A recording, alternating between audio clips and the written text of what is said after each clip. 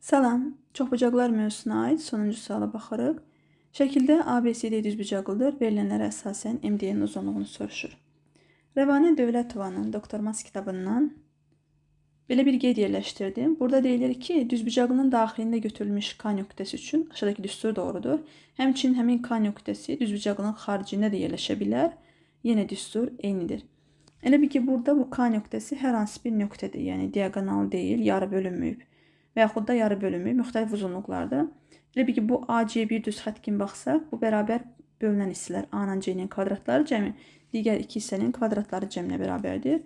Burada da eyni qaydada elə bil ki, K nöqtəsini ortaya dartsaq, B ilə D üst, baxın, yəni bu şəkil üçün yaza bilərik ki, 3-ün kvadratı ilə x-in kvadratları cəmi 5-in kvadratı üstə gəl 4-ün kvadratına bərabərdir. 9 üstə gəl x kvadratı 25 üstə gəl 16-ya. X kvadratı 41-dən çıxarıq 9-u verir bizə 32. X də bərabərdir. Kökün altında 16 vur 2, yəni 4 kök altda 2. Düzgün cavab A variantı.